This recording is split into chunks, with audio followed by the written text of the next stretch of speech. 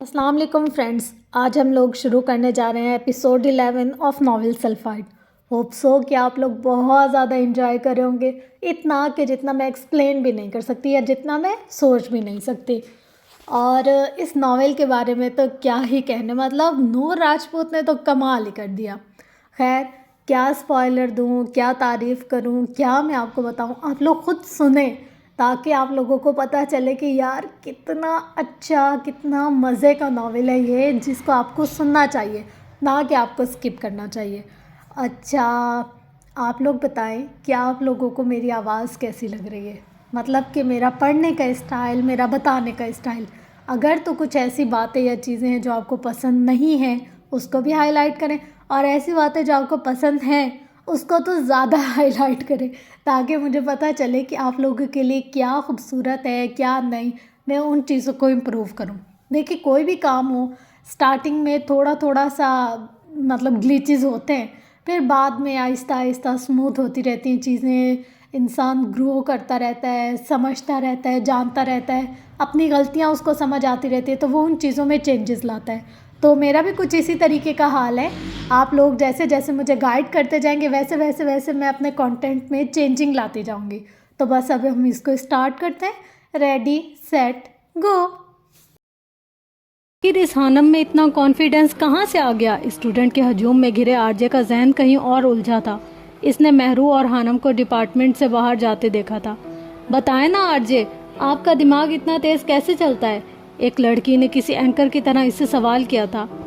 جی بہن، میرا دماغ ہے، آہستہ چلے، تیز چلے، ڈبل سپیڈ سے چلے، الٹا گھومے یا نہ چلے، اینی پرابلم؟ آرجے کی پیشانی پر بل پڑے تھے، وہ تنگ آ گیا تھا لوگوں کے سوالات سے۔ وہ ایک جھٹکے سے آگے بڑھ گیا تھا، جبکہ لڑکی اپنا سموں لے کر رہ گئی تھی۔ بدتمیزی کی تمام حدیں مسٹر آرجے پر آ کر ختم ہوتی ہیں، وہ بڑبڑائی اور پھر دور جاتے آرجے کو دیکھا تھا۔ تم نے جواب کہاں سے ڈھونڈے ہانی؟ مجھے تو یقین نہیں آ رہا کہ یہ تم ہی ہو۔ مہرو ابھی تک شاک تھی۔ طلاق والا جواب میں نے بہت سرچ کیا، انٹرنیشنل اسکالرز کو سنا، تب جا کر مجھے لاجک سمجھ آیا کہ آرجے کو کیسے قائل کرنا ہے۔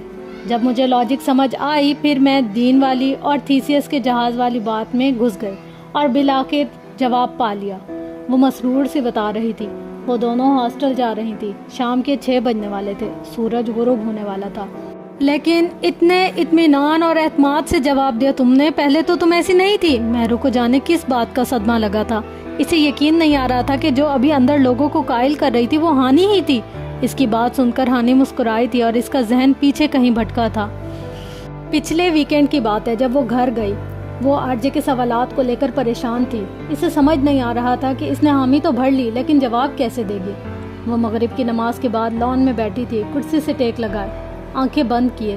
اس کے چہرے پر پریشانی واضح تھی۔ کیا ہوا ہانی بیٹا، سب خیریت ہے نا؟ اچانک اس کے کانوں سے ہمدان انکل کی آواز ٹکرائی تھی۔ چونک کر سیدھی ہوئی تھی۔ ارے انکل، آپ بیٹھیں پلیز۔ خانم کے کہنے پر وہ اس کے سامنے والی کرسی پر براجمان ہو چکے تھے۔ یہاں اکیلی کیوں بیٹھی ہو، کوئی پریشانی ہے؟ وہ پوچھ رہے تھے۔ نہیں، ایسی کوئی بات نہیں ہے، وہ زبردستی مسکرائی تھی۔ لیکن بیٹا، پریشانی آپ کے چہرے سے واضح ہے۔ وہ ایک تجربہ کار انسان تھے، فوراً سمجھ گئے تھے۔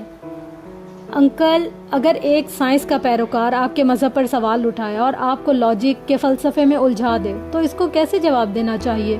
وہ پوچھ رہی تھی۔ بیٹا، پہلے تو یہ سمجھے کہ وہ چاہتا کیا ہے، پھر اس کے سوالات پر دھیان دے، نوٹ کریں اسے کیا چیز پریشان کرتی ہے، پھر اس کی منطق کو سمجھنے کی کوشش کریں کہ وہ کیسے قائل ہو سکتا ہے، پھر کائنات سے نشانیاں ڈھونڈیں اور اسے اسی کے انداز میں جواب دیں۔ وہ اسے سمجھا رہے تھے۔ اور انکل، ان سب کے لیے مجھے کیا کرنا ہوگا؟ سوچنا ہوگا جوابات کے متعلق۔ اگر ایک انسان سوالات کی کھوج میں رہتا ہے تو دوسروں کو جوابات تلاش کرنے چاہیے۔ اگر وہ انسان آپ کو سوالوں میں الجھاتا ہے تو آپ اسے جوابوں میں الجھا دیں۔ کیا کمال لاجک بتایا تھا ہمدان انکل نے اسے۔ وہ مسکرا دی تھی۔ جو انسان کائنات کو جتنا تذکیر کرنا چاہے گا، یہ اس انسان کے لیے اتنی ہی کھلتی جائے گی، یہ راز افشاں کرتی جائے گی۔ وہ پتے کی بات کر رہے تھے۔ خانم نے اس بات میں سر ہلایا تھا۔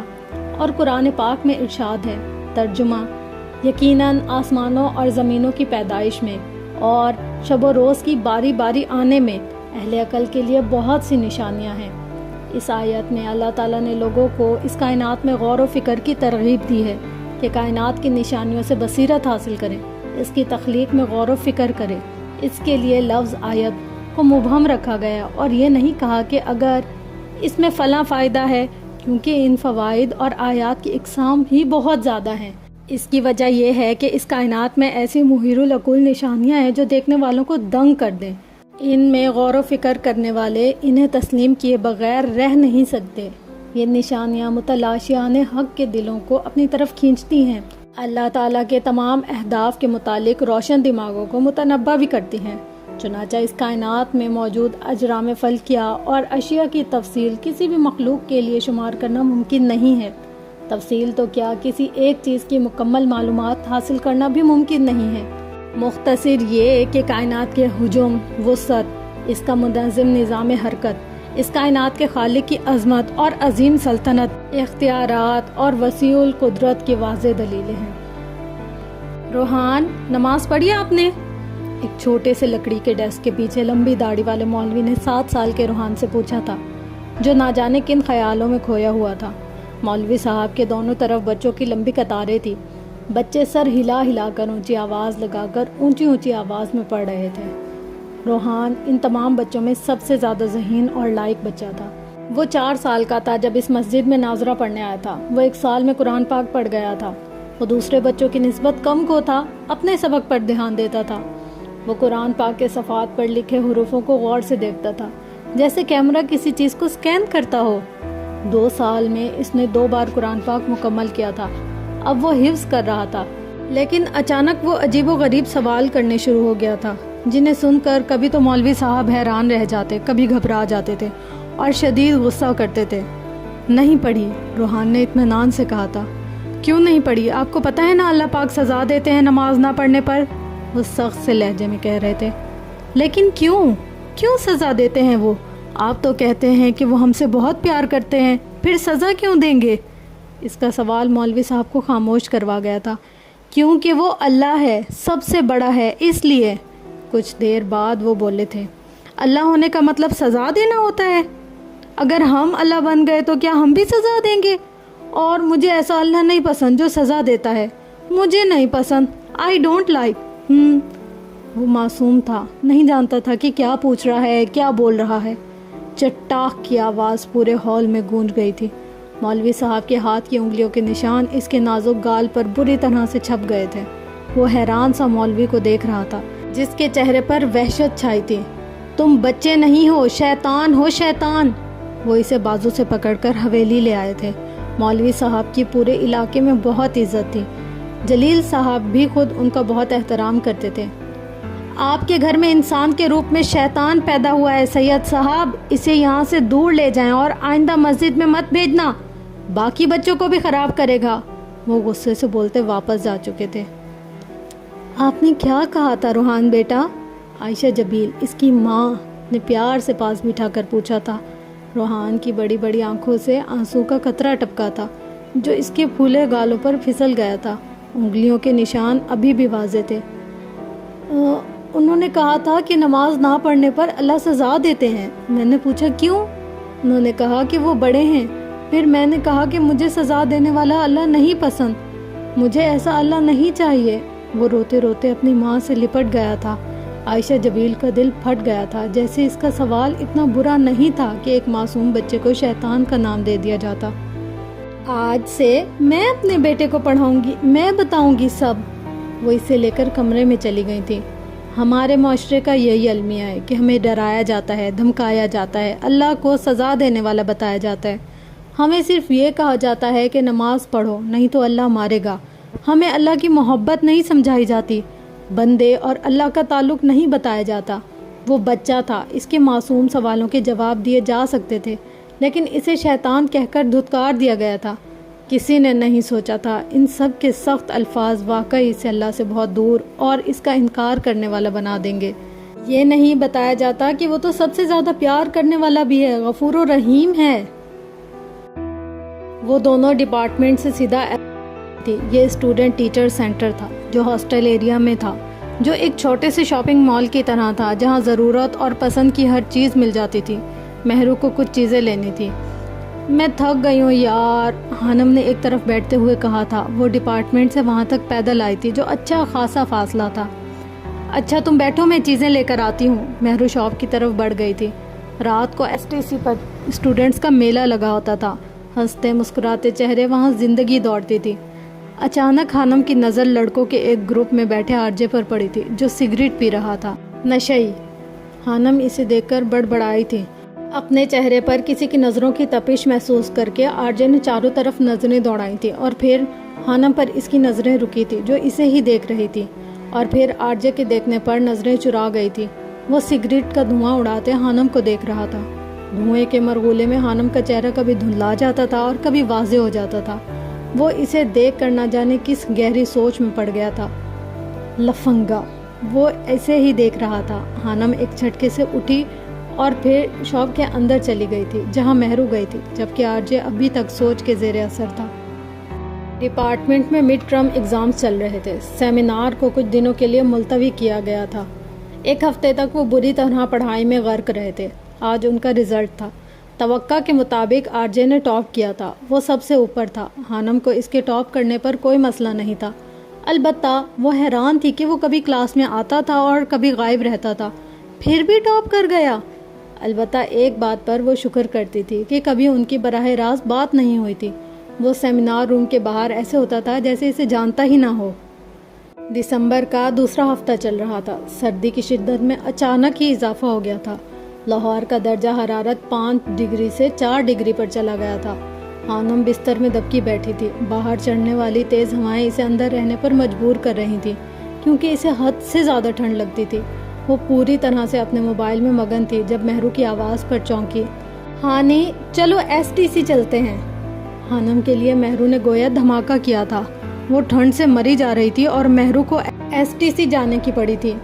نہ بابا، بہت ٹھنڈ ہے، ہانم نے صاف انکار کیا تھا۔ یار چلو نا، ڈپارٹمنٹ سے آ کر کمرے میں گھس جاتی ہو، ہم کہیں باہر بھی گھومنے نہیں جاتے۔ مہرو منمنائی تھی۔ ابھی فرسٹ سیمسٹر ہے مہرو، 2 سال پڑھے ہیں، گھوم لیں گے۔ ویسے تم تو ایسے کہہ رہی ہو جیسے تم نے لاہور دیکھا ہی نہیں۔ دیکھا ہے یار، لیکن تب ہم دونوں ساتھ نہیں تھی نا، اور میں اچھے سے جانتی ہوں یہ 2 سال بھی ایسے ہی گزر جائیں گے، تمہیں تو فرق نہیں پڑنے والا۔ ہانم کافی انٹروورٹ قسم کی لڑکی تھی۔ اپنے کمرے میں رہنا، گوگل پر چیزیں سرچ کرنا اور کتابیں پڑھنا، یہ اس کا اولین مشغلہ تھا۔ اسے باہر گھومنا پھرنا ایک حد تک اچھا لگتا تھا۔ وہ ان چیزوں کے لیے پاگل نہیں تھی، نہ وہ زیادہ سوشل تھی، اس سے فرینڈز نہیں بنائے جاتے تھے، اور اس کا ثبوت تھا کہ پوری اسکول، کالج اور اب یونیورسٹی لائف میں اس کی کوئی فرینڈ نہیں تھی سوائے مہرو کے۔ وہ اکثر حیران ہوتی تھی کہ مہرو اس کی دوست کیسے بن گئی۔ یہ شاید مہرو کی پیش قدمی تھی۔ وہ اپنے آپ میں مگر رہنے والی لڑکی تھی اور لوگ اسے اکثر بورنگ کہتے تھے۔ کل چلیں گے نا، اب تو شام ہو گئی ہے، ویسے بھی باہر بہت ٹھنڈ ہے۔ اوہ شٹ، مہرو نے اپنے سر پر ہاتھ مارا تھا۔ کیا ہوا؟ ہانم حیران ہوئی تھی۔ یار آج RJ کا انٹرویو تھا، میں بھول گئی۔ مہرو فوراً بستر کے اندر گھسی تھی اور لیپ ٹاپ اٹھا کر YouTube آن کی تھی۔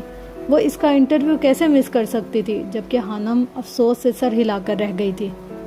کیسے ہیں آپ مسٹر RJ؟ جیسا ہمیشہ تھا، وہ مسکرایا تھا۔ اور آپ ہمیشہ سے کیسے ہیں؟ اینکر نے دوبارہ پوچھا تھا۔ جیسے ابھی نظر آ رہا ہوں۔ یعنی آپ بدلتے نہیں، ایک سے رہتے ہیں؟ اینکر نے تصدیق چاہی تھی۔ آپ کہہ سکتی ہیں، وہ پھر مسکرایا تھا۔ آپ پر چیزیں، موسم اور خوبصورتی اثر نہیں کرتی کیا؟ موسموں کا بدلنا آپ کی شخصیت پر کتنا اثر کرتا ہے؟ سوال موجود تھا۔ کچھ خاص نہیں، مجھے یہ سب چیزیں جلدی متاثر نہیں کر پاتی۔ کمال ہے۔ خیر یہ سب چھوڑیں، اپنا حقیقی نام بتائیں، مجھ سمیت یہاں بہت سے لوگ نہیں جانتے ہوں گے کہ RJ کا اصل نام کیا ہے؟ اینکر نے پوچھا تھا۔ روحان جبیل، لیکن لوگ مجھے RJ کے نام سے ہی جانتے ہیں۔ آپ کی گرل فرینڈ کس نام سے بلاتی ہیں؟ میری گرل فرینڈز؟ اس نے گرل فرینڈز پر زور دیا تھا، یعنی کوئی ایک نہیں تھی۔ بریک اپ سے پہلے جان اور بریک اپ کے بعد شیطان، اس نے ڈھٹائی سے کہکا لگایا تھا۔ اور آپ کے پیرنٹس؟ RJ تم 1 نمبر کے گدھے، الو کے پٹھے ہو، تم سے زیادہ بے وقوف کوئی نہیں۔ سید جبیل کی آواز اس کے کانوں سے ٹکرائی تھی۔ لگتا ہے وہ آپ سے زیادہ ہی پیار کرتے ہیں۔ आरजे को खामोश देखकर एंकर ने पूछा था। वो कुछ एक्स्ट्रा ही प्यार करते हैं, आरजे बड़बड़ाया था। आपको गाने का शौक कब हुआ? जब मैं 6 साल का था। आपकी आवाज़ बहुत अच्छी है, जादू करती है। आप प्रोफेशनल और ऑफिशियल सिंगर क्यों नहीं बन जाते? मुझे शौक नहीं, वो संजीदा सा जवाब दे रहा था। तो फिर किस चीज़ का शौक है आपको? गाने और तैरने का।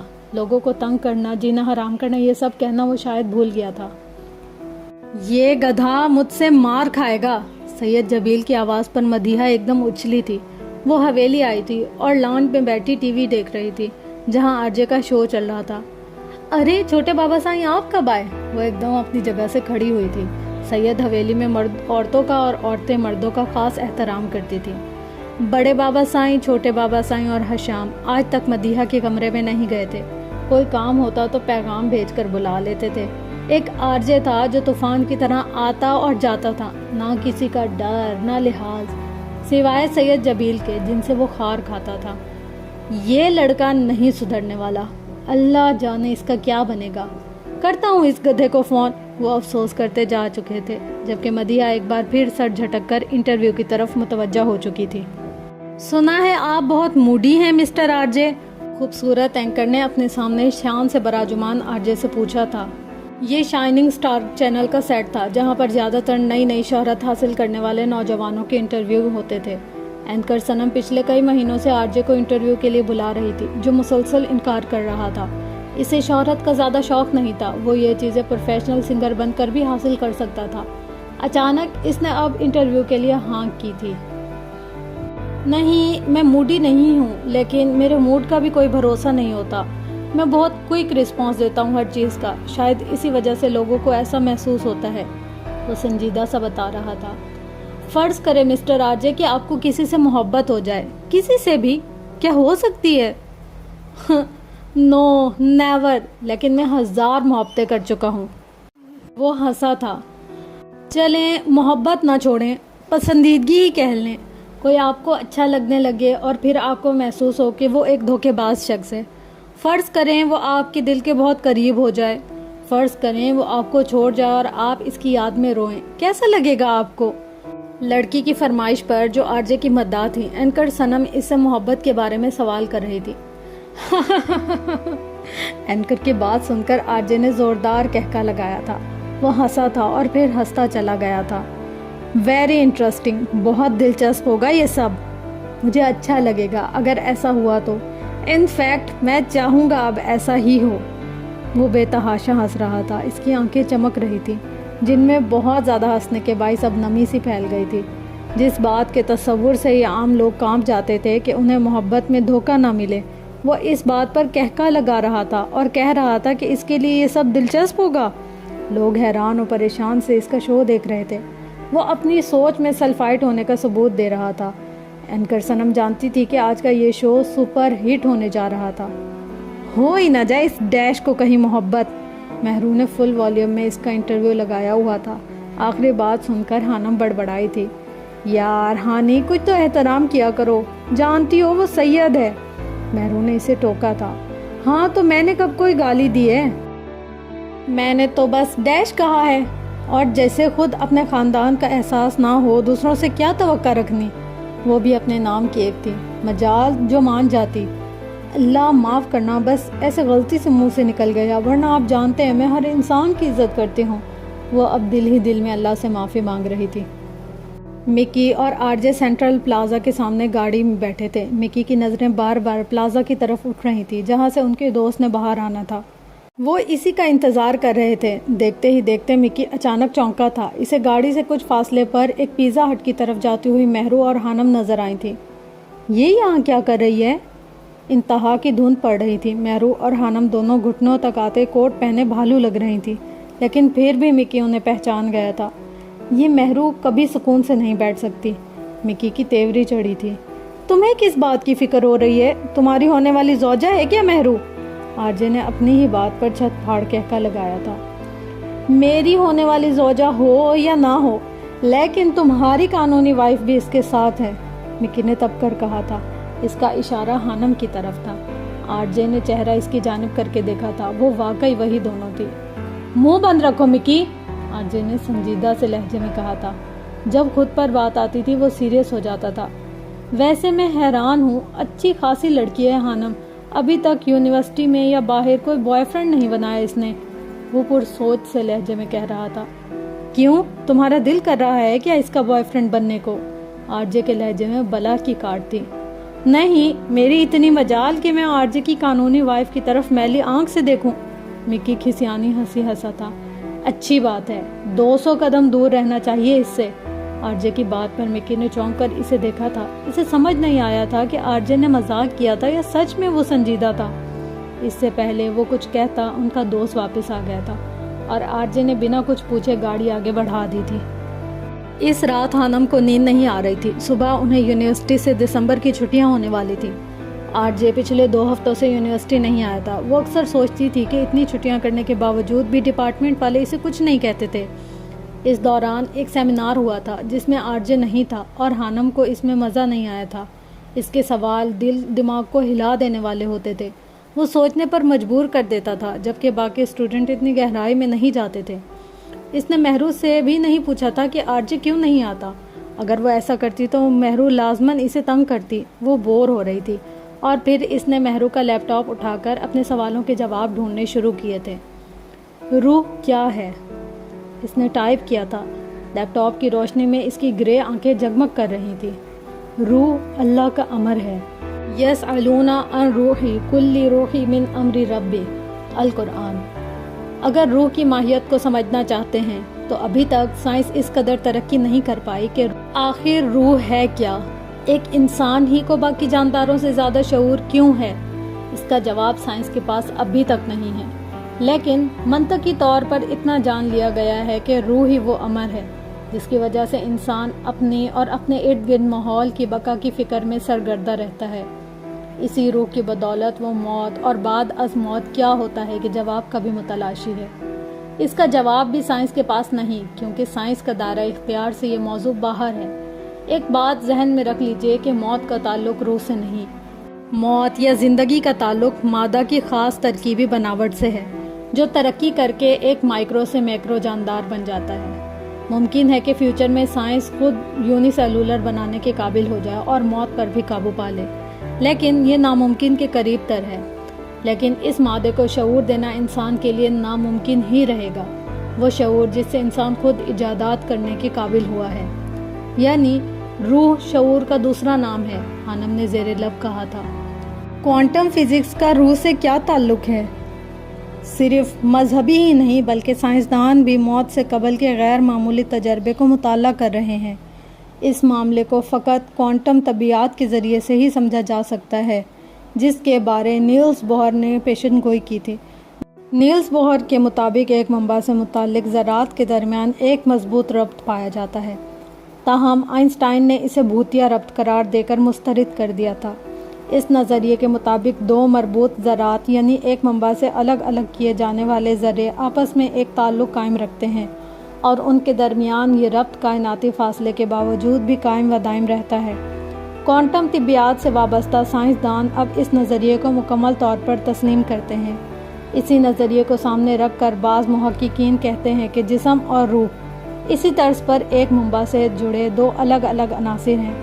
इसके बावजूद उनके बीच एक ताल्लुक़ बाकी रह सकता है।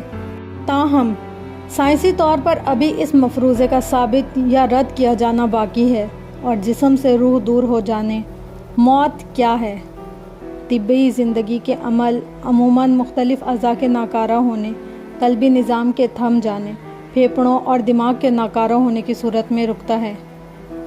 तिब्बी नुक्ता हाय निगाह से मौत की मुख्तलिफ़ इक़साम है। एक तरफ तो क्लिनिकल मौत है जिसमें क़ल्बी निज़ाम रुक जाता है, जिसके नतीजे में ऑक्सीजन की मुख्तलिफ़ अज़ा तक तरसील बंद हो जाती है। क्लिनिकल मौत को टालने के लिए मुंह से सांस देने या मसनूई सांस देने और सीने को दबाने से इसे टालना मुमकिन हो सकता है। लेकिन अगर दिमाग नकारा हो जाए यानी मौत दिमागी हो तो फिर इसे टालना मुमकिन नहीं होता। गो के दिमाग की निचली तहों में कुछ खुलियात ब्रेन डेथ की सूरत में भी ज़िंदा हो सकते हैं, मगर शऊर जाता रहता है। ये बात तमाम अहम है कि दिमागी तौर पर मरने वालों को भी मसनूई तरीके से तवील अरसे तक ज़िंदा रखा जा सकता है। دماغی طور پر مر چکی خواتین کو بچے کی پیدائش تک مصنوعی طور پر زندہ رکھنے کے واقعات ہمارے سامنے ہیں۔ دماغی طور پر مردہ ہو چکے بعض مریض بیرونی عوام پر رد عمل ظاہر کر سکتے ہیں، تاہم ماہرین کا یہ بھی کہنا ہے کہ اس کی وجوہات ریڑھ کی ہڈی سے وابستہ ہو سکتی ہیں اور اصل میں یہ درد یا بیرونی چھونے کا رد عمل نہیں ہوتے۔ ایک کرنٹ سا ہانم کے پورے جسم میں دوڑ گیا تھا۔ وہ جانتی تھی کہ موت اٹل ہے اور ہر ذی روح کو اس کا ذائقہ چکھنا ہے، لیکن یہ سب پڑھ کر اس کا دل کانپ اٹھا تھا۔ ابھی تو اس نے کوئی تحقیق نہیں کی، بس سادے سے جواب ڈھونڈا اور اسے اپنا دل بند ہوتا محسوس ہوا تھا۔ انسان کے اندر صدیاں جینے کی چاہ صدیوں سے موجود ہے، لیکن موت پھر بھی اٹل ہے۔ وہ ان سوالات پر بہت تحقیق اور ریسرچ کرنا چاہتی تھی، لیکن وہ اچھے طریقے سے جانتی تھی کہ موت اور حیات اور روح کا علم اللہ کے علاوہ کسی اور کو نہیں معلوم۔ موت کے وقت انسان کو کیا نظر آتا ہے؟ موت کے قریب جا کر واپس آنے والے کئی لوگوں نے بتایا کہ انہیں ایک دلکش روشنی نظر آتی تھی۔ شاید موت اتنی بری یا خوفناک چیز نہیں ہے، مگر یہ بھی دیکھا گیا ہے کہ موت سے چند لمحے پہلے اکثر لوگ شدید تکلیف میں ہوتے ہیں۔ یہ تکلیف جانوروں میں نظر آتی ہے، مگر موت کے بعد کیا ہوتا ہے یہ ابھی تک معلوم نہیں ہو سکا۔ دنیا سے جانے والوں کے ساتھ ہم رابطہ قائم نہیں کر سکتے، مگر کچھ لوگ دعویٰ کرتے ہیں کہ دوسرے جہان کے کسی شخص سے ان کا رابطہ ہوا ہے جسے سائنس ماننے کو تیار نہیں ہے۔ اس کرۂ ارض پر موت ایک ضرورت ہے۔ یہ چھوٹا سا سیارہ ہے جس کا 70% سمندر ہے، انسانوں یا حیوانوں کی بہت بڑی تعداد کو سنبھال نہیں سکتی، اس لیے اس جہان میں موت ناگزیر ہے۔ میری ذاتی رائے میں موت اگلے جہان تک پہنچنے کا ذریعہ ہے، اور اگلے جہان میں ہم بہت بہتر اور بامقصد زندگی میں داخل ہوں گے، بلکہ ہم شاید اس دن کا حصہ بن جائیں گے جس میں خوشیاں ہی خوشیاں ہوں گی۔ ہانم نے ایک گہرا سانس لیا تھا۔ کچھ ایسا ہی تھا جسے دیکھ کر اسے سکون ہوا تھا۔ کیا پتا وہ ایک اور جہاں ہو جہاں واقعی ابدی خوشیاں ہوں؟ کیا پتا وہ جہان اس جہان سے بہت خوبصورت ہو؟ اس نے اپنے دل کو تسلی دی تھی۔ اس کی آنکھیں اب بند ہونا شروع ہو گئی تھیں۔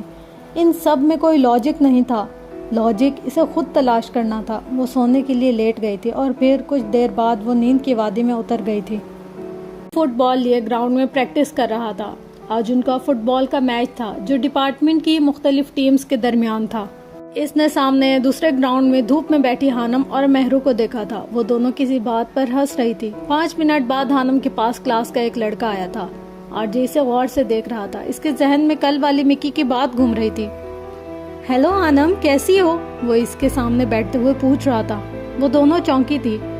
جی الحمدللہ میں ٹھیک ہوں، وہ حیران سی بتا رہی تھی۔ دراصل مجھے تم سے بات کرنی ہے۔ اس کے ہلتے لبوں کو دیکھ کر آرجے کا حرکت کرتا ہوا فٹ بال والا ہاتھ رکا تھا۔ وہ اس کی لپسنگ سے اس کی بات کو سمجھ رہا تھا۔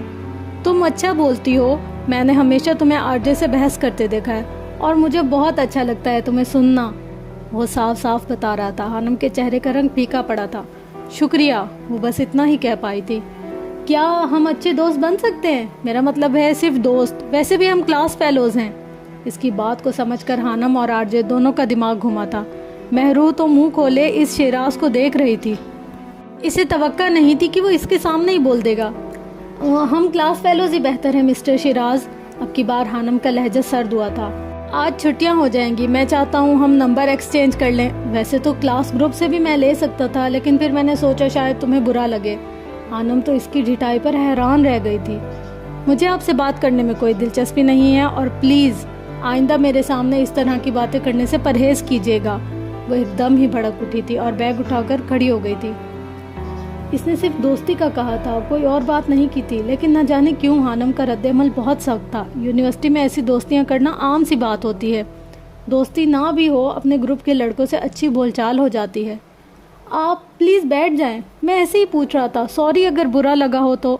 وہ اب معذرت کر رہا تھا اور پھر کچھ سنے بنا ہی وہاں سے چلا گیا تھا۔ وہ دونوں نہیں جانتے تھے کہ وہ کس کی نظروں کے حصار میں تھے۔ یہ کیا ہو رہا تھا؟ اس کے جانے کے بعد مہرو ایک دم چونکی تھی۔ مجھے کیا پتا، تمہیں نظر نہیں آیا کیا؟ ہانم غصے سے کہتی لائبریری کی طرف بڑھ گئی تھی۔ آدھے گھنٹے کے بعد مہرو اسے کھینچ کر میچ دیکھنے لائی تھی۔ آرجے کی ٹیم اور ایک دوسری ٹیم کھیل رہی تھی۔ دوسری ٹیم میں وہ شیراز تھا۔ کھیل کے دوران آرجے نے شیراز کا نشانہ لے کر فٹ بال پوری قوت سے اسے دے مارا تھا۔ وہ دھڑام سے اوندھے منہ نیچے گرا تھا۔ हानम हैरत से मुंह खोले कभी आरजे तो कभी इस शिराज को देख रही थी जो नीचे गिरा पड़ा कराह रहा था और बाकी लड़के इसकी तरफ लपके थे। हानम ने देखा था कि आरजे ने जानबूझकर इसे फुटबॉल मारा था। इससे पहले कोई कुछ समझता या आरजे को कोई कुछ कहता, वो हाथ झाड़ता हुआ ग्राउंड से बाहर आया था और फिर एक सर्द निगाह हानम पर डालकर ये जा वो जा, जबकि हानम बुत बने इसे जाता देख रही थी। हानम का दिल एकदम कांप उठा था। आरजे की सर्द निगाह जो वो इस पर डाल कर गया था, हानम को इसकी समझ नहीं आई थी। शिराज जमीन पर पड़ा कराह रहा था, फुटबॉल इसके सीने पर लगा था। स्टूडेंट्स इसे उठाकर अंदर ले गए थे। हानम के दिल में अचानक ही आरजे के लिए नफरत की एक लहर दौड़ गई थी। इसे बहुत गुस्सा आया था। वो किसी को खुश नहीं देख सकता था, ये हानम समझ गई थी। तुमने शिराज को क्यों मारा? वो टेरिस पर खड़ा था, ठंडी हवा में एक बारीक सी टी शर्ट पहने, जबकि मिकी इसके पीछे नमूदार हुआ था। हाथ में जलते हुए सिगार के वो फुर्सत से कश लगा रहा था, अलबत्ता इसका जहन कहीं और पहुंचा हुआ था। मेरा दिल कर रहा था इसलिए। कोई तो वजह होगी ना, मुझे पता है, तुम बिला वजह नहीं मारते। मिकी अब इसकी बाईं तरफ आकर खड़ा हो गया था। वो उम्मे हानम को तंग कर रहा था। आरजे की बात पर मिकी ने चौंक कर इसे देखा। तो ये कि ये अच्छी बात नहीं है। आरजे का लहजा सख्त था। ओ कम ऑन आरजे, यकीन नहीं होता ये तुम कह रहे हो। क्या तुम खुद कभी किसी लड़की के करीब नहीं गए? मैंने लड़कियों की मर्जी से किया जो भी किया, जबकि वो सरासर जबरदस्ती दोस्त बनने को कह रहा था और आरजे को जबरदस्ती पसंद नहीं। ऐसा तो हर जगह होता है, तुम किस किस को मारोगे? मिकी तंजिया पूछ रहा था। जिस पर गुस्सा आएगा। इसका लहजा अटल था। ओ भाई, ओ हलाकू खान की औलाद, टी शर्ट पहन ले। हर वक्त लड़ने भरने पर तुले रहते हो। कभी ठंडे दिमाग से भी सोच लिया करो। ठंडी हवा मिकी की हड्डियों में घुसी जा रही थी। वो आरजे को तलकीन करता अंदर जा चुका था, क्योंकि वो अच्छे से जानता था कि आरजे हमेशा अपनी मर्जी करता था, जबकि आरजे अभी भी वहीं खड़ा था। इसके चेहरे पर संजीदगी छाई थी। हानी, वॉक करने चले? महम पूछ रही थी। दिसंबर की छुट्टियां हो चुकी थी। हमदान अंकल इसे हॉस्टल से ले आए थे। महरू अपने घर जा चुकी थी। वो जब से घर आई थी बाहर नहीं निकली थी। नहीं यार, मुझे नहीं जाना, हानम ने साफ इनकार किया था। यार क्या मसला है, कभी बात मान भी लिया करो। सभी वॉक करने जाते हैं, शाम को इतना अच्छा नज़ारा होता है बाहर। मैं और जवाद भी रोज़ाना जाते हैं। आज तुम भी चलो ना, महम ने मिन्नत की थी। यार मुझे काम है, मैं नहीं जा सकती। हानम जान गई थी कि आरजे इसी टाउन में 2 घर छोड़कर रहता था और इसकी शदीद ख्वाहिश थी कि इसे गलती से भी पता न चले कि वो भी वहीं रहती थी। इसलिए वो बाहर जाने से गुरेज करती थी। मरो तुम, यूं ही अकेले जल भुन कर और सड़ सड़ कर मर जाना, माहम फाड़ खाने वाले अंदाज में कहती बाहर निकल गई थी, जबकि इस बात पर हानम का कहका उभरा था। वो इसके जाने के बाद काफ़ी देर तक हंसती रही थी। जॉर्डन, तुम मिस्टर जोसेफ की क्रिसमस पार्टी में चलोगे? एंथनी ने पेश करते हुए जॉर्डन से पूछा था। जब से मार्था की मौत हुई थी एंथनी इसे अपने पास ले आया था। नहीं, जॉर्डन ने इनकार किया था। मुझे लगता है तुम्हें जाना चाहिए, बाहर निकलोगे तो दिल को सुकून मिलेगा, एंथनी ने ख्याल जाहिर किया था। मैं इधर ही ठीक हूँ, जॉर्डन का लहजा बर्फ से भी ज़्यादा सर्द था। ठीक है, एंथनी ने कंधे उचकाए थे। वैसे भी मैंने सुना है कि जोसेफ की वाइफ पाकिस्तान से है और इस क्रिसमस में इसकी फैमिली भी आएगी, एंथनी ने सोफे पर बैठते हुए कहा था। वो तिरछी निगाहों से जॉर्डन को देख रहा था। पाकिस्तान के नाम पर जॉर्डन के कान खड़े हुए थे। हरकत करते हुए इसके जिस्म में एकदम ठहराव आया था। अच्छी बात है, इसने इतना ही कहा था। एंथनी ने अपना सर पीट लिया था। वो जानता था कि जॉर्डन अपनी मर्जी करेगा। वो उठकर अपने कमरे की तरफ बढ़ गया था। आधे घंटे के बाद वो तैयार होकर बाहर निकला था। जॉर्डन अब लाउंज में सोफे पर बैठा टीवी देख रहा था। ये दावती कार्ड है, अगर तुम्हारा मूड बदल जाए तो आ जाना, इसके बगैर अंदर दाखिल नहीं होने देंगे। एंथनी कार्ड मेज पर रखता बाहर की जाने बढ़ गया था, जबकि जॉर्डन ने इसकी बात पर तवज्जो नहीं दी थी। मिस्टर जोसेफ का घर रोशनियों से सजा था। मिस्टर जोसेफ पेरिस के मशहूर कसिनो का मालिक था। इसी वजह से एंथनी इसे जानता था। घर के बाहर बड़े से लॉन में क्रिसमस ट्री बनाया गया था। मेहमान आना शुरू हो गए थे। कुछ देर पहले होने वाली बर्फबारी ने लॉन को सफ़ेद बना दिया था, जिस पर की गई सजावट ने हर जगह को परियों के देश में बदल दिया था। ये सब कितना अच्छा है ना, बिल्कुल ख्वाब जैसा, माही ने पास बैठी इला से कहा था। इला मिस्टर जोसेफ की भतीजी थी और वही माही को इस पार्टी में लाई थी। हाँ, हर साल ऐसा ही होता है, इसलिए मैं तुम्हें यहाँ लाई हूँ, इला ने जवाब दिया था। اس سے پہلے وہ مزید کچھ کہتی اس کی نظر گیٹ کی طرف سے آتے جارڈن پر پڑی تھی۔ وہ اسے لمحوں میں پہچان گئی تھی۔ بلیک ڈنر سوٹ پہنے وہ تھوڑا تہذیبی یافتہ لگ رہا تھا، ورنہ ایلا نے تو اس کا نام ہی جنگلی رکھ دیا تھا۔ یہ یہاں کیا کر رہا ہے؟ ایلا کی تیوری چڑھی تھی۔ جارڈن اب مسٹر جوزف اور اینتھنی کے پاس کھڑا تھا۔ مسٹر جوزف اسے کسی بات پر کندھا تھپتھپا کر تھپکی دے رہے تھے۔ کس کی بات کر رہی ہو؟ ماہی نے اس کی نظروں کے تعاقب میں دیکھا تھا۔ اسے بھی جارڈن نظر آ گیا تھا۔ وہی جنگلی، ایلا نے چبا چبا کر کہا تھا۔ چھوڑو یار، رات گئی بات گئی، ماہی نے عام سے لہجے میں کہا تھا۔ لیکن اسے یہاں کس نے بلایا؟ ایلا سوچ رہی تھی۔ اچھا کیا جارڈن تم آ گئے، میرے کسینوں کو چلانے میں تمہارا بہت بڑا کردار ہے۔ مسٹر جوزف اکثر جارڈن کے قصے سناتا رہتا تھا۔ وہ بہت اچھا فائٹر تھا۔ انجوائے کرو۔ مسٹر جوزف اپنا مشروب کا گلاس ہاتھ میں تھامے وہاں سے دوسرے مہمانوں کی طرف چلا گیا تھا۔ مجھے پتا تھا تم آؤ گے، اینتھنی نے مسکراتے ہوئے جارڈن کے کندھے پر ہٹ کیا تھا، جبکہ جارڈن کی نگاہیں وہاں موجود ہر شخص کے چہرے پر طواف کر رہی تھیں۔ وہ ان چہروں میں مشرقی چہروں کو تلاش کر رہا تھا کہ شاید کوئی اسے اس کی منزل تک پہنچا دے۔ آدھی رات کا وقت تھا جب ایک جھٹکے سے ہانم کی آنکھ کھلی۔ آج کافی دنوں بعد اسے اپنا وہ خواب نظر آیا تھا جس میں اسے کوئی آگ کے دریا میں دھکا دیتا ہے۔ اس کی سانسیں تیز تیز چل رہی تھیں۔ کچھ منٹ بعد وہ خود پر قابو پا چکی تھی۔ میز پر رکھے پانی کے جگ سے اس نے پانی پیا تھا۔ اسے سردی میں بھی گھبراہٹ ہو رہی تھی۔ وہ بیڈ سے نیچے اتری اور پھر کمرے میں موجود کھڑکی کھول کر اس میں کھڑی ہو گئی تھی۔ تازہ ہوا کے جھونکوں نے اسے فریش کیا تھا۔ شور کی آواز پر اس نے دائیں طرف مڑ کر دیکھا تھا۔ آرجے کے گھر کے لان میں اسے کافی لوگ نظر آئے تھے۔ وہاں سے میوزک کی ہلکی سی آواز بھی آ رہی تھی۔ اس نے گھر کے سامنے گاڑی کو رکتے اور پھر اس میں سے کچھ لڑکیوں کو اترتے دیکھا تھا جن کا لباس قابل اعتراض تھا۔ یقیناً وہاں کوئی پارٹی چل رہی تھی اور میوزک کافی تیز تھا جس کی مدھم آواز ہانم تک پہنچ رہی تھی۔ وہ تصور کر سکتی تھی کہ اندر کیا ہو رہا ہوگا۔ غصے اور ناگواری کی ایک لہر اس کے پورے وجود میں دوڑ گئی تھی۔ وہ اسے کچھ کہہ کر اپنی زبان گندی نہیں کرنا چاہتی تھی، اس لیے ٹھا کی آواز سے کھڑکی بند کر چکی تھی۔ ماہی ریڈی ہو جاؤ، تم کچھ سنا رہی ہو، ایلا اسے کہتی اپنے انکل کی طرف بڑھ گئی تھی۔ ریڈی ہو جاؤ؟ لیکن کس چیز کے لیے ایلا؟ ماہی نے حیرت سے اسے جاتے ہوئے دیکھ کر پوچھا تھا، لیکن ایلا انسنی کر گئی تھی۔ 2-3 منٹ مسٹر جوزف سے بات کرنے کے بعد وہ اب لوگوں کے ہجوم کے درمیان کھڑی ہو گئی تھی۔ لیڈیز اینڈ جینٹل مین، ایلا نے خوش دلی سے سب کو متوجہ کیا تھا، جیسا کہ آپ سب جانتے ہیں یہ رات ہمارے لیے بہت ہی خاص ہے، تو کیوں نہ اس خاص موقع کو ہم مزید خاص منائیں؟ کیا خیال ہے؟ وہ سوالیہ انداز میں پوچھ رہی تھی۔ لوگوں میں سرگوشیاں شروع ہو گئی تھیں۔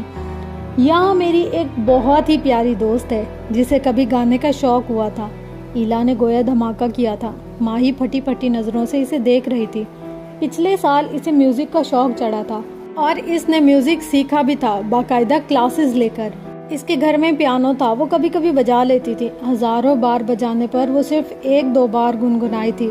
ماہی کی آواز اچھی تھی، لیکن اب جو کام ایلا نے کیا تھا، ماہی کا دل کر رہا تھا کہ وہ جا کر اس چڑیل کا منہ نوچ لے جو لوگوں کی تالیوں میں اپنی بتیسی کی نمائش کر رہی تھی۔ آ جاؤ ماہی اور اپنی سریلی آواز سے جادو بکھیرو، ایلا نے ایک آنکھ بند کرتے ہوئے شرارتی انداز میں کہا تھا۔ لوگ اب اس کی طرف متوجہ ہو کر دیکھ رہے تھے اور اپنی تالیوں سے اسے آنے کی دعوت دے رہے تھے۔ ماہی غصے سے اپنی جگہ سے کھڑی ہوئی اور ایلا کی طرف بڑھی تھی۔ یہ کیا بکواس ہے ایلا؟ ماہی نے کاٹ کھانے والے انداز میں کہا تھا، البتہ اس کی آواز دھیمی تھی۔ تم کب سے رونے والا منہ بنا کر بیٹھی تھی؟ میں نے سوچا کچھ نیا ہو جائے۔ وہ پھر مسکرائی تھی، جبکہ ماہی کو سمجھ نہیں آ رہا تھا کہ کیا کرے۔ اچانک ساری لائٹس بند ہو گئی تھیں۔ ایک سپاٹ لائٹ برف سے بنے قالین پر رکھے پیانو پر پڑی تھی، جس کے ارد گرد رکھی مشعلیں کسی اور دنیا کا نظارہ پیش کر رہی تھی۔ ماہی بے اختیار ہی اس پیانو کی طرف بڑھ گئی تھی۔ جارڈن کرسمس ہمیشہ اپنی ماں کے ساتھ مناتا تھا۔ اسے یاد تھا پچھلے سال بھی مارتھا بہت بیمار تھی، لیکن پھر بھی اس نے جارڈن کے ساتھ مل کر کرسمس ٹری بنایا تھا اور پھر سینٹا والے کپڑے پہن کر اسے خوش کرنے کی کوشش کی تھی۔ وہ اب جوان ہو گیا تھا، لیکن مارتھا اسے بچوں کی طرح ٹریٹ کرتی تھی۔ مارتھا کے یاد آتے ہی اس کی آنکھیں نم ہوئی تھیں اور آس پاس سارا منظر دھندلا گیا تھا۔ جارڈن کا دل وہاں موجود ہر چیز سے اچاٹ ہو گیا تھا۔ اس نے بنا اینتھنی کو بتائے واپسی کے لیے قدم بڑھائے تھے جب اس کے کانوں میں ایک بھلی سی آواز سنائی دی تھی۔ وہ پیانو کی آواز تھی۔ ایک خوبصورت دن، کوئی بجا رہا تھا، کوئی دل سے بجا رہا تھا۔ جارڈن کے قدم ساکت ہوئے تھے۔ اس نے پیچھے مڑ کر دیکھا تھا جہاں اسے لوگوں کا ہجوم ایک جگہ نظر آیا تھا۔ وہ بے اختیار اس دھن کی آواز کی طرف بڑھا تھا، جسم کا روح سے کیوں لگے ہے فاصلہ۔ وہ ایک لڑکی کی آواز تھی۔ وہاں موجود لوگ گول دائرے میں ماہی کے ارد گرد کھڑے تھے۔ اس نے لوگوں کے پیچھے کھڑے ہو کر اسے دیکھنے کی کوشش کی تھی، لیکن اس کی طرف ماہی کی پشت تھی۔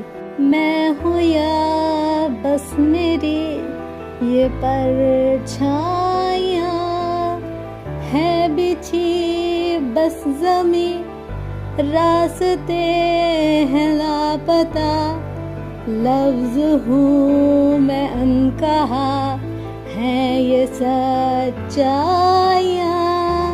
وہ گول دائرے میں چلتے ہوئے اس کے سامنے کی طرف بڑھ رہا تھا، وہ جو بہت اچھا گا رہی تھی۔ اس کے سامنے پہنچنے کے بعد جارڈن کے قدم ساکت ہوئے تھے۔ میرے سینے کی خلا جیسے جنموں کی بلا، کیوں نہ سانسوں سے مٹے ہے یہ تنہائیاں۔ اس کی آواز میں انتہا کا درد تھا، وہی درد جو جارڈن کے سینے میں موجود تھا۔ اس کی آواز میں اتنی نمی گھلی تھی جتنی جارڈن کی آنکھوں میں رہتی تھی۔ وہ اس وقت جارڈن کو اپنا عکس معلوم ہوتی تھی، زمین کو چھوتی میکسی پر، بھورے رنگ کا کوٹ پہنے، بھورے بالوں کو کندھے پر بکھرائے۔ جارڈن کو اس وقت اس پر کسی اداس شہزادی کا گمان ہوا تھا۔ کوئی اندھا کنواں میرے اندر ہے چھپا، مجھے ملتی ہی نہیں میری گہرائیاں۔ میرا پیچھا چھوڑ دے مس ماہین ہمدان۔ حشام کی آواز اس کے کانوں سے ٹکرائی تھی اور ماہی کے ہاتھ ایک دم ساکت ہوئے تھے۔ لوگوں کا سکتہ ٹوٹا تھا۔ ماہی نے اپنی آنکھوں میں آئی نمی کو ہاتھ بڑھا کر صاف کیا تھا۔ تم نے کمال کر دیا ماہی، ایلا نے جھکتے ہوئے اس کے گال کو چھوا تھا۔ جارڈن اسے پہچان گیا تھا۔ وہ وہی لڑکی تھی جسے کچھ ماہ پہلے جارڈن کی وجہ سے چوٹ آئی تھی۔ کرسمس کا کیک کاٹنے کے بعد کھانا لگایا گیا تھا۔ وہ جارڈن کی نظروں میں تھی۔ وہ ان کے ساتھ والی ٹیبل پر بیٹھا تھا اور وہ ایسا کیوں کر رہا تھا یہ وہ بھی نہیں جانتا تھا۔ کاش آج یہاں حشام جبیل ہوتا، میں اسے دیکھ پاتی، ماہی نے حیرت سے کہا تھا۔ جبیل کے نام پر جارڈن کے کان کھڑے ہوئے تھے۔ اس کے چہرے کے زاویے ایک دم بدل گئے تھے۔ اچانک ہی اس کی آنکھوں میں خون اتر آیا تھا۔ وہ جان بوجھ کر ان کے قریب بیٹھا تھا کہ ان کی باتیں سن سکے، لیکن اسے اندازہ نہیں تھا کہ وہ لڑکی جبیل کو جانتی تھی جسے وہ ختم کرنا چاہتا تھا۔ ہانم اور آر جے دونوں ایک بس اسٹیشن پر کھڑے تھے۔ ہر طرف بارش ہو رہی تھی، طوفانی بارش۔ ان دونوں کے علاوہ اس اسٹیشن پر اور کوئی نہیں تھا۔ ڈری سہمی سی ہانم نہ جانے کیوں آر جے کو غصہ دلا رہی تھی۔ وہ اس کی جانب بڑھ رہا تھا۔ ہانم سہم کر ایک قدم پیچھے ہوئی تھی۔ وہ دونوں لوہے کی بنی اس چھت کے نیچے کھڑے تھے جہاں مسافروں کے انتظار کے لیے کرسیاں رکھی گئی تھیں۔ لوہے کی چھت پر طوفانی بارش کے برسنے کی آواز کسی خوفناک چڑیل کے چیخنے جیسی تھی۔ جیسے جیسے وہ اس کی طرف بڑھ رہا تھا ہانم پیچھے ہو رہی تھی۔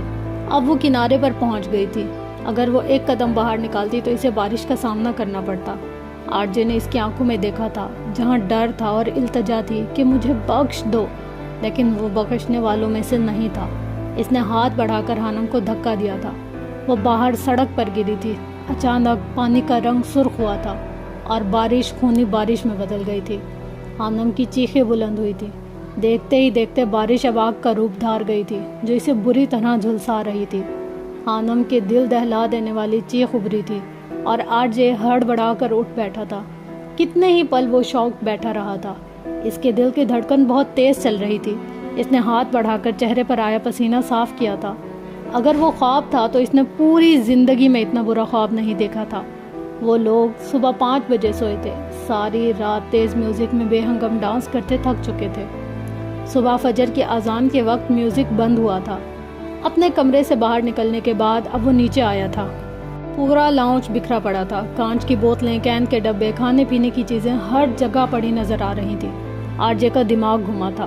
وہ ابھی 1 گھنٹہ پہلے سویا تھا، ابھی 6 بج رہے تھے، لیکن راتیں اتنی لمبی ہونے کی وجہ سے باہر اندھیرا تھا۔ اس کے کچھ دوست رات کو ہی جا چکے تھے جبکہ کچھ گیسٹ روم میں سوئے پڑے تھے۔ لانچ میں ایک صاف ستھرا صوفہ دیکھنے کے بعد اس پر بیٹھ گیا تھا۔ خواب نے اسے بری طرح ڈرا دیا تھا. نیند تھی کہ اس پر غلبہ پا رہی تھی اور پھر وہ کچھ دیر بعد سو گیا تھا. چھٹیاں کیسے گزری تھی پتہ ہی نہیں چلا تھا. وہ 31 دسمبر کا دن تھا. مہرو صبح سے اسے فون کر رہی تھی. مہرو اور حانم کی کلاس میں ایک لڑکی اور لڑکے سے اچھی بول چال ہو گئی تھی. انفیکٹ لڑکی تو اب انہیں اپنی فرینڈ ہی کہتی تھی جس کا نام اقصیٰ تھا. ہانی پلیز مان جاؤ نا پلیز. دیکھو اقصیٰ مجھے روزانہ کال کرتی ہے. وہ چھوٹی سی نیو ایئر پارٹی دے رہی ہے. ہم چلتے ہیں نا. مہرو اس کی منتیں کر رہی تھی. مہرو میرا رات کے فنکشن اٹینڈ کرنے کو دل نہیں کرتا, یہ تم بھی جانتی ہو. اور پھر نیو ایئر 12 بجے تک. حانم سوچ بھی نہیں سکتی تھی. میرا نہیں تو اقصیٰ کا ہی دل رکھ لو. وہ اسپیشل ہمارے لیے یہ سب کر رہی ہے. ہمیں جانا چاہیے. مہرو چاہتی تھی کہ وہ کسی طرح مان جائے. میں اتنی رات گئے تک باہر نہیں رہ سکتی. امی پریشان ہوں گی. آنٹی سے میں بات کر لوں گی, تم بس ہاں کرو. ہم دونوں 9-10 بجے تک واپس آ جائیں گے. ٹھیک ہے. حانم نے ایک گہرا سانس لیا تھا. وہ جانتی تھی کہ اسے مہرو منا کر ہی دم لے گی. اقصیٰ کا گھر گلبرگ میں تھا. وہ دونوں 7 بجے کے قریب اس کے گھر پہنچ گئی تھی. مہرو کا ڈرائیور انہیں چھوڑ گیا تھا اور اس نے ہی لینے آنا تھا. اقصیٰ نے خوش دلی سے ان کا استقبال کیا تھا. اس کے گھر میں اس کی امی, بہنیں اور ملازموں کے علاوہ کوئی مرد نہیں تھا. حانم کو یہ دیکھ کر تھوڑا اطمینان ہوا تھا. کلاس کی کچھ اور لڑکیاں اور اقصیٰ کی کزنس بھی تھیں. ان سب نے مل کر باربیکیو کیا تھا. گرلز کے فنکشن اچھا جا رہا تھا. آرجے آئے گا کیا؟ اقصیٰ کی ایک کزن نے دھیرے سے اس کے کان میں پوچھا تھا. اللہ کرے آ جائے. بہت منتیں کی تھی نکی کی کہ کسی طرح وہ اسے لے آئے. وہ کہہ رہا تھا کہ آرجے آج تک اپنے رشتہ داروں کے گھر بھی نہیں گیا. اس کا آنا ناممکن ہے. اقصیٰ کا لہجہ افسردہ تھا. تم تو کہہ رہی تھی کہ ہم باہر کہیں فنکشن کریں گے. میں نے کہا تھا. اب دیکھو یہ وہی لڑکی ہے نا جس کی آرجے سے نہیں بنتی. اقصیٰ کی کزن نے سنہرے بالوں والی لڑکی کی طرف اشارہ کیا تھا جس کے بال کمر پر بکھرے پڑے تھے جن میں نیچے سے کرلز ڈالے گئے تھے. ہاں یہ حانم ہے. ویسے تو بہت اچھی ہے لیکن آرجے کو کافی ناپسند کرتی ہے. اسے دیکھ کر لگتا بھی ہے.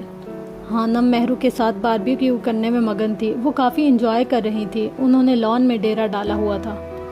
اچانک کافی شور ابھرا تھا. باہر کا گیٹ کھلا تھا اور پھر اندر کافی سارے لڑکے آئے تھے. حانم کا تو رنگ لڑکوں کو دیکھ کر ہی پھیکا پڑ گیا تھا. مہرو نے اسے کہا تھا کہ وہاں کوئی لڑکا نہیں ہوگا. اور آپ؟ حانم نے ایک شکایتی نظر مہرو پر ڈالی جو نظریں چرا گئی تھی. ایسا پہلی بار ہوا تھا کہ مہرو نے حانم سے جھوٹ بولا تھا اور دھوکہ دیا تھا. حانم اپنا دوپٹہ سر پر ڈالتے ہوئے اندر کی جانب بڑھ گئی تھی. حانم کا دل دکھا تھا. اسے مہرو سے اس درجہ بے وقوفی کی امید نہیں تھی. وہ اچھے سے جانتی تھی جس فنکشن میں لڑکے ہوتے ہیں وہاں حانم کو انکمفرٹیبل محسوس ہوتا ہے. وہ سیدھا اقصیٰ کے کمرے میں آئی تھی. اس نے سب سے پہلے گھر فون کیا تھا. امی رحیم انکل کو مجھے لینے بھیج دیں. ماں ہم کو ایڈریس پتہ ہے. میں نے 15 منٹ پہلے ہی بھیج دیا تھا. میرا اپنا دل بیٹھا جا رہا تھا. حانم نے سکون کا سانس لیا تھا. بالوں کو اچھے طریقے سے باندھنے کے بعد اب وہ اپنے دوپٹے سے حجاب کرنے میں مصروف تھی. جب اسے یقین ہو گیا کہ اب دوپٹہ نہیں ہلنے والا اس نے اپنا کوٹ اٹھا کر پہنا جو یہاں آنے کے بعد اتار دیا تھا. جیسے ہی وہ دروازے کی طرف بڑھی دروازے میں کھڑے انسان کو دیکھ کر دھک سے رہ گئی تھی. آرجے دروازے میں کھڑا بتی سی نکالے اسے دیکھ رہا تھا. حانم کا اسے اپنے سامنے دیکھ کر سر چکرا گیا تھا. اس کے فرشتوں نے بھی نہیں سوچا تھا کہ وہ یہاں آئے گا. وہ خود پر قابو پاتے ہوئے آگے بڑھی تھی. راستہ دو. حانم نے لہجے کو سخت بنانے کی کوشش کی تھی. البتہ اس کا نازک سا دل کانپ رہا تھا. اگر نہیں دیا تو؟ وہ پوچھ رہا تھا. یہ پہلی مرتبہ تھا جو وہ دونوں اس طرح ذاتی طور پر آمنے سامنے آئے تھے. نہیں تو اکثر سیمینار روم میں ہی ملتے تھے. یہ تمہارے باپ کا گھر نہیں ہے, سمجھ آئی؟ شرافت سے راستہ چھوڑو میرا. اس کی بات پر آرجے کا کہکا بلند ہوا تھا. شرافت نام کی چیز مجھے چھو کر نہیں گزری. میں بس یہاں پر چیک کرنے آیا تھا کہ وہ پورے اصرار سے لہجے میں کہتا اس کی طرف بڑھا تھا. حانم ایک دم اچھلی تھی لیکن وہ اپنی جگہ سے نہیں ہلی تھی. میں نے سنا ہے مس حانم. وہ اس کی طرف جھک کر بہکا بہکا سا کہہ رہا تھا. اس سے پہلے وہ اپنی بات پوری کرتا حانم کا ہاتھ اٹھا تھا اور آرجے دنگ رہ گیا تھا. اپنی بکواس بند رکھو, تم ہو ہی گھٹیا انسان. وہ اس کے منہ پر تھپڑ مارنے کے بعد اب وہاں سے بھاگ گئی تھی. میں نے سنا ہے کہ مس حانم باقی لڑکیوں سے بہت الگ ہے. وہ دوسرے کی طرح آرجے کی خوشامد نہیں کرتی. میں نے سنا ہے وہ واحد لڑکی ہے جو آرجے کو دل سے ناپسند کرتی ہے. اور میں نے بالکل ٹھیک سنا ہے مس حانم, تم واقعی الگ ہو. وہ کہکا لگا کر ہنسا تھا. اس کی آنکھوں میں چمک بڑھ گئی تھی. اسے یہاں آنے میں کوئی دلچسپی نہیں تھی. وہ یہاں جس کام کے لیے آیا تھا وہ پورا کر چکا تھا. وہ اپنے گال پر ہاتھ رکھے اسے سہلا رہا تھا. البتہ ہونٹوں پر مسکراہٹ کھیل رہی تھی. زندگی میں پہلی بار ایسا ہوا تھا کہ کسی نے آرجے پر ہاتھ اٹھایا تھا اور بدلے میں اسے غصہ نہیں آیا تھا بلکہ وہ مسکرا رہا تھا. خانم لڑکھڑاتے قدموں کے ساتھ باہر آئی تھی. اس کا دل ابھی تک کانپ رہا تھا. اسے امید نہیں تھی کہ آرجے یوں اکیلے میں اس کے قریب آنے کی جرت کرے گا. ہانی میری بات سنو. مہرو اس کے پیچھے لپکی تھی لیکن وہ انسنی کرتے ہوئے گیٹ کی طرف بڑھ گئی تھی. ہانی رک جاؤ پلیز. وہ اس کی منتیں کر رہی تھی لیکن خانم کو لگا تھا کہ اگر وہ رکی تو کچھ غلط کر دے گی اپنے ساتھ یا مہرو کے ساتھ. ہانی مہرو نے پکارا تھا. میرے پیچھے مت آؤ. وہ ایک دم رکتے ہوئے چیخی تھی. خانم کا چہرہ غصے کو ضبط کرنے کی وجہ سے سرخ ہو چکا تھا. مہرو کے 14 طبق روشن ہو گئے تھے. اسے اندازہ نہیں تھا کہ خانم اتنا غصہ کرے گی. اس طرح چلانے پر مہرو کے قدم رک گئے تھے اور خانم خاموشی سے گیٹ پار کر گئی تھی. مہرو کو اب افسوس نے گھیر لیا تھا. اسے محسوس ہو رہا تھا کہ اس نے کتنی بڑی غلطی کر دی تھی. خانم کے جانے کے بعد مہرو بھی گھر چلی گئی تھی. اس کے بعد آرجے اور باقی لڑکے لڑکیاں بھی نیا سال منانے کے لیے باہر جا چکے تھے. خانم گھر آنے کے بعد خوب روئی تھی. اسے احساس ہو رہا تھا کہ اگر اس کے تھپڑ مارنے پر آرجے اسے سزا دیتا تو، اگر وہ مستقبل میں اس کے مارے گئے تھپڑ کو معاف نہ کرے تو. اسے اپنا سر پھٹتا ہوا محسوس ہو رہا تھا. بالآخر رات کے آخری پہر ہونے کے بعد سر میں درد ہونے کی وجہ سے میڈیسن لے کر وہ مشکل سے سوئی تھی. یونیورسٹی 5 جنوری کو اوپن ہونی تھی. مہرو نے اسے سینکڑوں مرتبہ فون کیا تھا لیکن خانم نے بات نہیں کی تھی. وہ اس سے شدید ناراض تھی. تھک ہار کر مہرو نے بھی فون اور میسیجز کرنے بند کر دیے تھے. اب وہ اسے یونیورسٹی میں ہی منانے والی تھی.